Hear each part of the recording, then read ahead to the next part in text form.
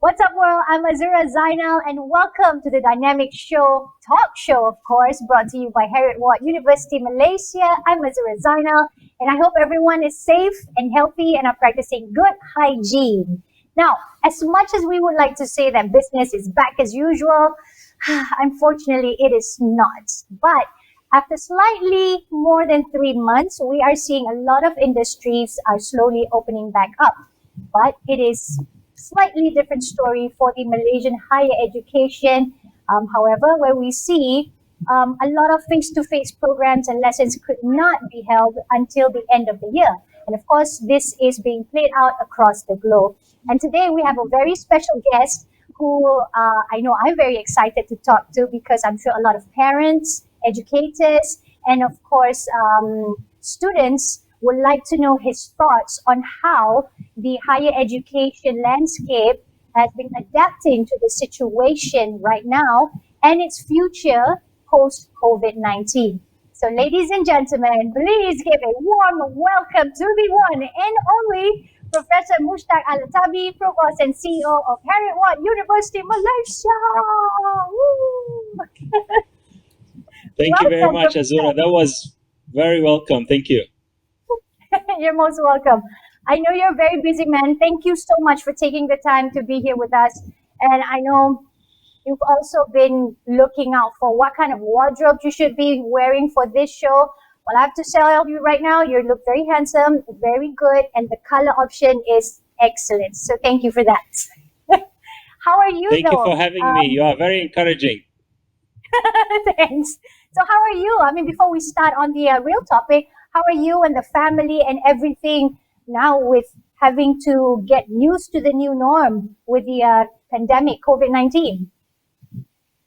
Well, I'm feeling great. The family is all right. We are safe and in the same house. So all of these things, which we used to take for granted, are becoming things that we should be grateful for. So I'm very grateful and generally happy to have my family and also I'm very happy that our community, the university community, is feeling great and feeling happy and safe.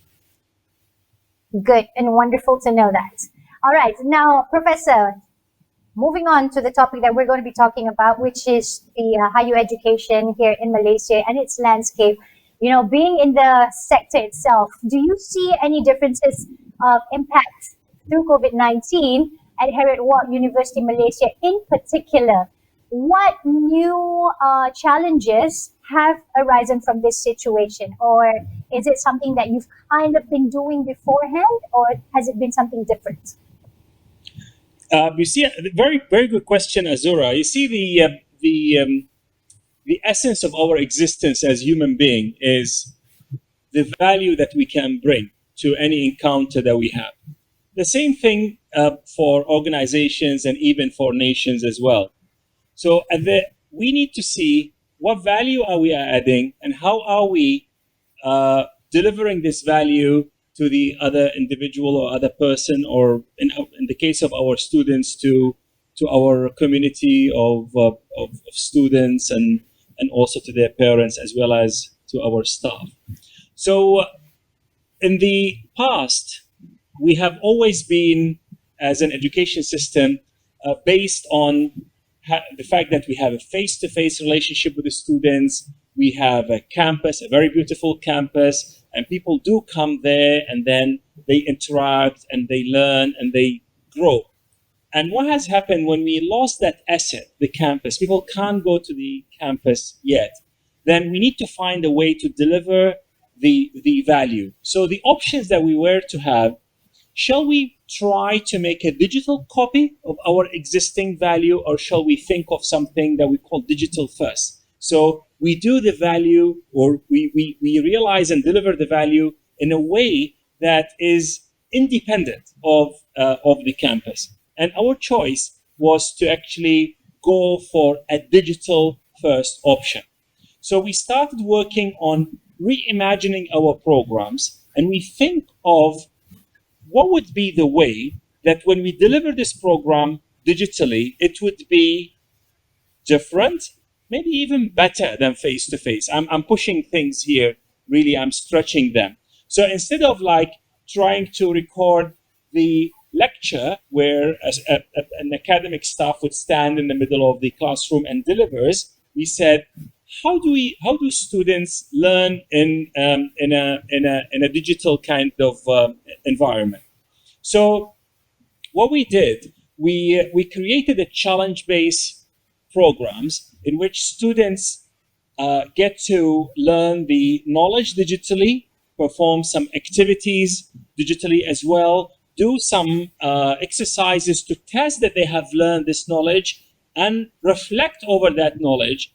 After they do all of that, then they go to a live webinar with an academic staff where they talk about all of that experience. So this is something that we believe is we're going to do more of in a digital space. We have to also look at the other elements of education which are beyond merely the academic bit. So, in a university, people not only learn about technical things, they also meet other people. There are other services that we provide to ensure that they are, safe, their well-being is taken care of.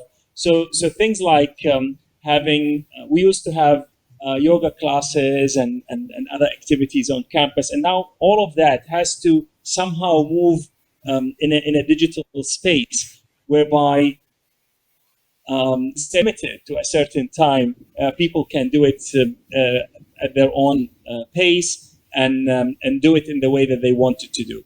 So really the essence of us is, what is the value that we are presenting and providing here? And I believe it's about providing world-class, high-quality education and growth opportunities for our students. And we continue to deliver this and deliver it in a newly imagined way rather than just try to copy the face-to-face way that we used to do that. I can talk about other elements of the educational experience, but I shall leave it to you to tease that out unless you would like me to speak further. We can actually speak for them also because it's very interesting. As we all know, having an online, a digital space right now, it is a tool that most likely a complement, and it's not really a substitute. So people have to learn to actually marry that together. And I know it's going to be a kind of difficult as well because us as humans, we like the face-to-face interaction, the whole, seeing you in person, being able to touch and feel everything. So this is definitely something that a lot of us will have to learn from zero and relearn everything that we know. So in terms of the online education right now, we know that it'll be recognized as a part to every school's plans for sure.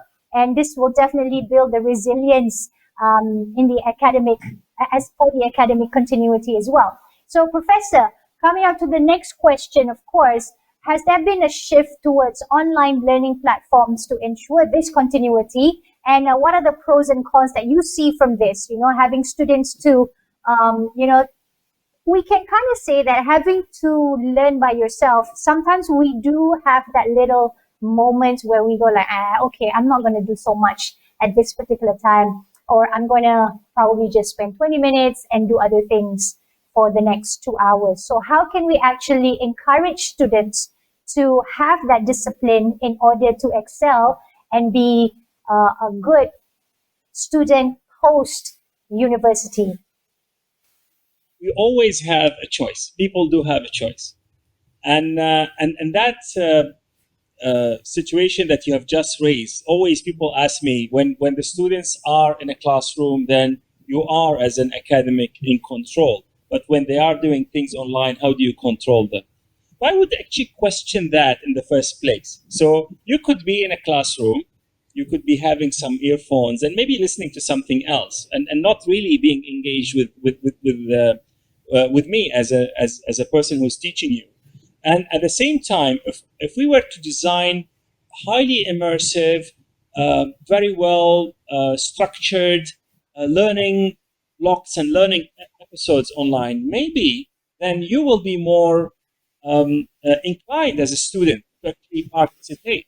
So I think at the end of the day, we need to recognize and accept that students do have a choice of either paying attention or not paying attention, whether it's in a face-to-face environment or in a digital environment. And we need to make things exciting, make them relevant to them so that they know why they are learning what they are learning, and see how can we make that basically make sense for them. I see that the challenge that we are facing today through the COVID-19, it forces all to focus on, to go back to basics and focus on what really matters and put our energy and investment in that.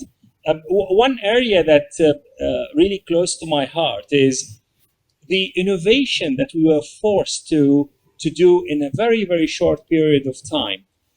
I give you an example.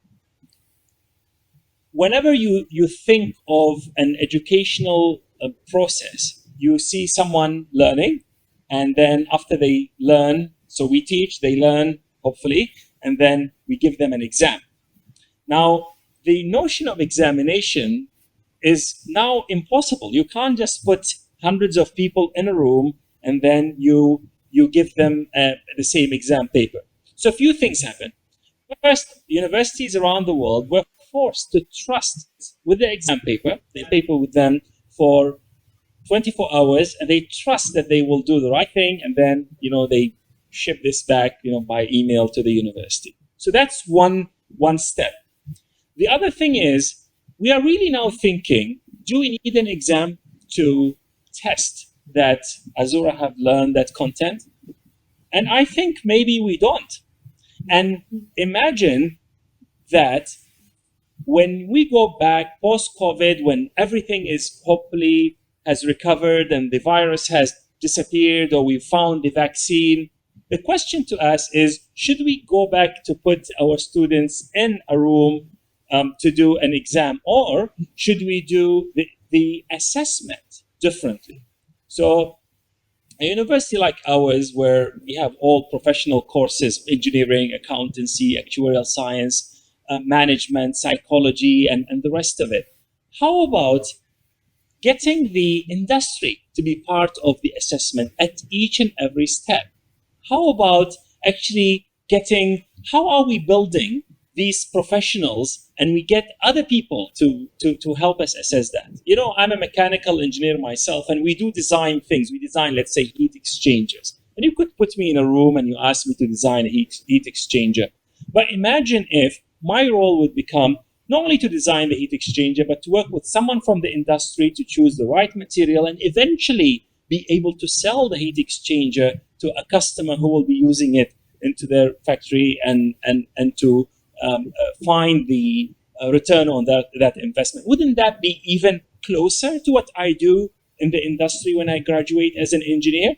So we are re-examining concepts that we have as educational institutions we have held very dear to our hearts for centuries. And I think this is really pushing us to do things differently. And we are determined to use this opportunity to change things for the better for our students, and also for our employers and the parents and our staff as well. Nice. And also, what you just mentioned, also, if you put yourself in a situation where you have to build stuff and work together with other people, could this also be like more like an experience for the student themselves? Because when they're done, when they have graduated, and if they want to go out and look for jobs, obviously a lot of companies are going to tell them, okay, we need X amount of experience for you to be able to work in a certain position. So how is Heriot-Watt University is preparing your students for that kind of situation, now that a lot of people and students are not able to go out and do what we used to do anymore? Well, Heriot-Watt University opted to use positive education as its framework for the holistic development of the human being.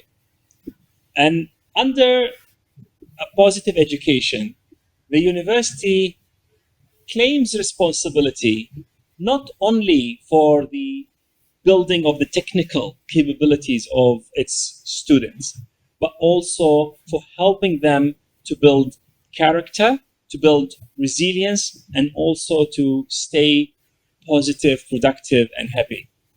And the way we see things is if we develop the human that is wanting to have an impact on the world, a human who sees that their role not only to get a degree and get a job, but to make a difference using that, then they will find a way to do all of these things that you've said, whether it's in a face-to-face or a digital environment. So let me give you some examples. Group of our students created a campaign for learning from LinkedIn Learning while they are, they are staying at home, and they created a competition, and then the number of courses that you do will set you apart from maybe the rest of the students. So this is development and growth without having to go out for the time being. Another group of students started a program for digital volunteering. So interestingly, volunteering, the mental image of it is we are out there in the field and doing things. Digital volunteering can happen, or volunteering rather, can happen digitally or online. I could be sitting here saying if there's anyone who wants career advice or wants someone to speak with or needs some help with their studies, I could volunteer to help them with that. So there's plenty of things that we can do and volunteer for. And this is also, it helps the community, but it's also character building. We have one of our mechanical engineering students who, again, he sat at home and then he designed an improvement for the face mask.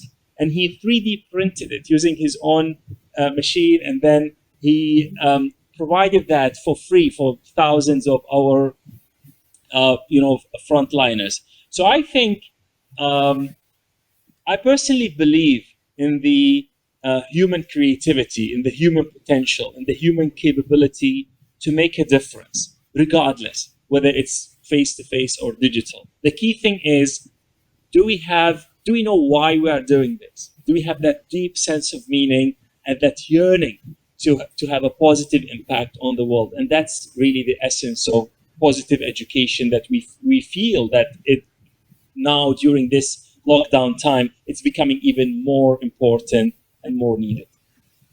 That's why Heriot-Watt University is the pioneer of everything and doing really well. Like you said, COVID-19 has definitely brought us back to basics. And of course, getting us human beings to actually reconnect with ourselves even deeper to find out how we can actually impact not just the environment, but of course to our society and community as well. All right, Professor, I'm going to ask you about RBL, the responsive blended learning, in a little bit, because right now we're going to take a short break, and when we come back, you're going to go all out and explaining to me about RBL, okay? So we'll be right back. Absolutely. Thank you very much. We'll take a short break.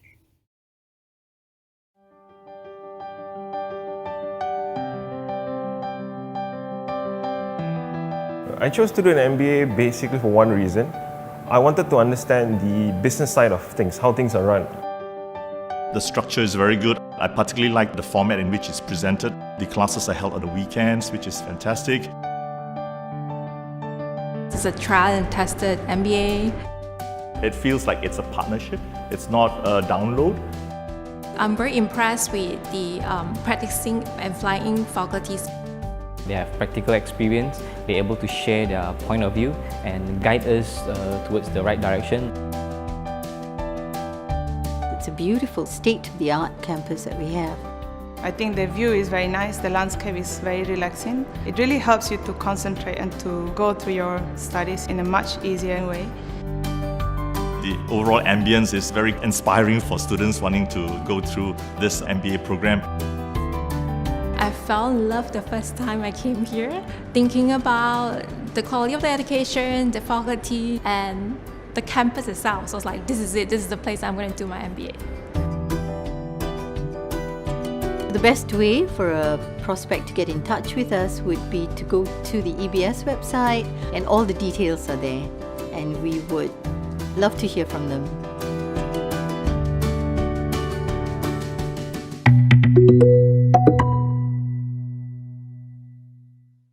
Welcome back, everybody, to What's Up World with me, Azura Zainal, and of course, a very important person with us today to talk about higher education landscape post-COVID-19, none other than Professor Mushtak Al-Atabi, Provost and CEO of Heriot-Watt University, Malaysia. Now, just before the break, I did ask that I wanted to know more about RBL, which is the Responsive Blended Learning. So, Professor, can you share with me what that is and what inspired this? Yes. So, as I said, most of the universities were based on face-to-face interaction, and the digital education was done on the fringes. Now, what the crisis forced us to do is to really, go into digital education, a big deal, and within a very short period of time. A lot of things that we've learned, but also what we've learned that our students would love to have the face-to-face experience. So now what we've recognized is that there are certain things that are maybe better done digitally. So students will do them at their own pace. They could, do them at their own time whenever they want to do them. But there are also that human-to-human interaction that needs to happen face-to-face that we are hoping to gradually go to. And the idea is to blend these two. So you have the face-to-face where it's most needed and most effective, while the digital bit when it is more suitable for the students and their lifestyle. Now, we need to do it in a responsive manner because, honestly speaking, we don't know when and if we are going to go back on campus. So, for example, now we are working with the authorities, with the Ministry of Higher Education, on maybe students could come and do their practical work on campus, or there are certain things that they could do on campus. So the responsive blended learning keeps the options open for whether you want to do the entire thing online.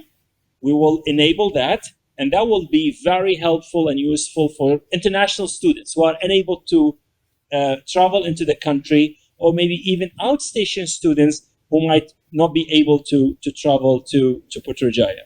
You could do part of it face-to-face and part of it online, or you could start with like an online bit, and then when the situation changes and we can widen the face-to-face element, then you could go into that. So it's going to be really very, I think it's going to be very exciting because it gives you as a student the choice of what to do, provided the only limitation would be we will do it in a way that is safe.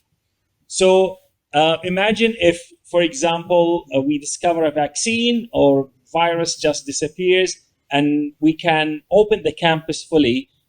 We will maintain that digital components, so the students who are unable to travel, or maybe their health or the family situation doesn't allow them to do that, to actually combine and blend these two worlds in the most responsive way. So this is what we call responsive blended learning. So at Heriot-Watt University, we are planning to keep the digital sort of element available and as much of the face-to-face in its most effective and productive way. And then we give our students the choice of blending these as and when it is needed.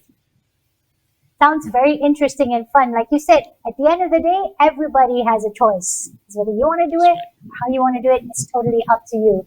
Now, Professor, as a head of the campus here at Heriot-Watt University in Malaysia, how do you feel like the difference you are making to students, staff, and the faculty and the society at large? You see, our role as educators, in opinion, we are in the business of helping people tell more empowering stories about themselves and about the world in which we live. You know, no change happens before we change these stories. And while we work on the providing our students sort of best academic experience that we can have, at the end of the day, it's about helping them to find their impact, working with them so that they clarify and crystallize their impact statement. So if someone looks them in the eye and asks them, what do you do? For example, our dream is that our students will say, before I graduate, I'm going to plant 1 million trees, because throughout their lifetime, they're going to remove 100,000 tons of CO2 from the atmosphere. And by the way, I'm doing chemical engineering, or I'm doing actuarial sciences. The first bit is called an impact statement. And every one of our students has to develop an impact statement in the first semester of their studies. And we believe that this is such a fresh and such an old at the same time. This is something that we know at a certain level intellectually, that it's important to have your purpose worked out, but not everybody actually focuses on it. And we decided to make this the focus of our practice and the focus of our lives. So that will, when people know why they are doing what they are doing, that will give them the resilience, especially when times are tough. That will give them the motivations when there are so many obstacles along the way. And we believe that if we were to count one thing that, that makes us different or gives meaning to our role as educators, it would be that. Wow, that is very, very deep and very, very important for us to know as well. Well, thank you so much for doing all that and making sure that everyone is always at the top and positive, even at this trying times. But moving on to the next question, Professor, how about, we're talking about new and potential students, Professor. What new developments can they look forward to here at Heriot-Watt University? So we have a number of programs. One of them is what we call the Empower program. The Empower program is one of our ways of delivering positive education. It goes in 4 stages. So the first stage is about knowing and leading self. And everyone in the first year of an undergraduate degree at Heriot-Watt University in Malaysia will need to go through this process of recognizing their strength, their capabilities, their areas for development, and also their impact statement. So that's the first bit, and that's the core. The second stage, which they will do it in their second and third and subsequent years, would be to leading. So knowing and leading self is the first one. The second one is leading teams, then leading communities, and finally leading enterprise. So this is a journey that starts from within and moves out into the world that we will take our students through. We have also signed an agreement with the Duke of Edinburgh organization, so that every one of our students, as they complete their first year, they will be awarded the Bronze Award of the Duke of Edinburgh, because we've aligned the Empower program with the content and the requirements of the Duke of Edinburgh Award.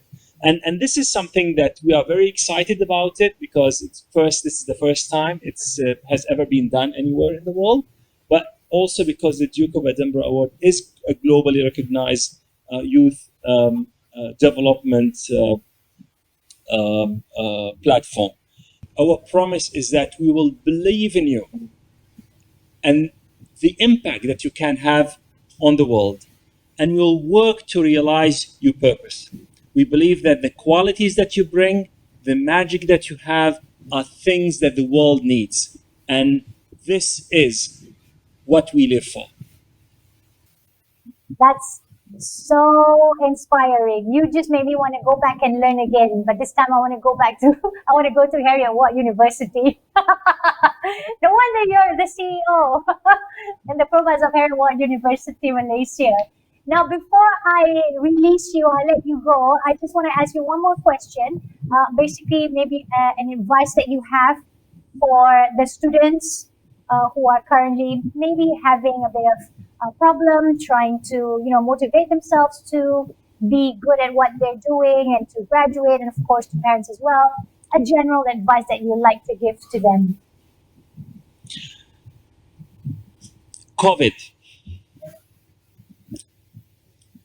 COVID has few letters. C is for communication. Communicate clearly. Communicate positively. And tell us your story. Everyone is interested in knowing who you are, and everyone has a story, and every story is worth telling. So communication. Opportunity. Every challenge has opportunities within it.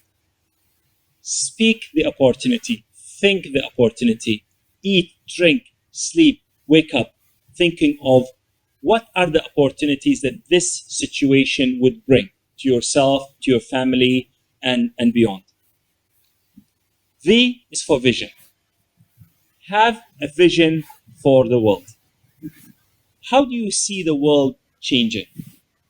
And are you just waiting for this crisis to end so that you go back to the same situation that you were before? Or do you have a new vision for it? A green vision, a better vision. So have a vision for the world. The I is for impact. What is your impact? How do you want to impact this world? Every one of us, no matter how big, how small, we do have an impact on the world. The way we speak, the way we go around, the way we do things. And when we think of our impact, we can make it even bigger and better. And the D is for development. Develop yourself. Read, attend classes, listen to people, learn something new, help others develop. So COVID is the way that we convert this thing that is a bit challenging and maybe negative into something that is positive and help us remember a framework for life and leadership. Thank you so much, Professor. That was very, very encouraging, not just for me, but for everyone, I'm sure. Even I didn't think of that whole COVID thing. So thank you so much once again. I would like to, of course, invite everyone also, if you have any comments or whatever that you would like to share, you can do so on Heriot-Watt University Facebook, of course. Professor, once again, thank you. From the horse's mouth, ladies and gentlemen, you've heard what he said, his vision, and of course, how Heriot-Watt University Malaysia can help you, of course, become a better person and a better individual who will impact the world. Oh, what does Azura for president? No, I'm kidding. Once again, thank you so much. And for the rest of you, thank you for joining myself and Professor Mushtak here at What's Up World. Next week, we have other special guests who will be joining us. Who will they be? I guess I'll just tell you who they are. Yeah? If you are a big fan of squash, then you will definitely be excited to listen to Dr. Nicole David, and of course, Heriot-Watt University very own gold medalist eSport for SEA Games. Woohoo! And we're talking about Dr. Yu Weng Kian. Both of them will be with us in our next episode of What's Up World. They will be talking about or sharing on the importance of positive education and mental well-being in today's world. So ladies and gentlemen, please stay safe and join me again in the next episode of What's Up World. Professor Mushtak, once again, thank you. Have a great day, and may we all stay healthy forever and ever. Thank you very much, Azura. Thanks a lot.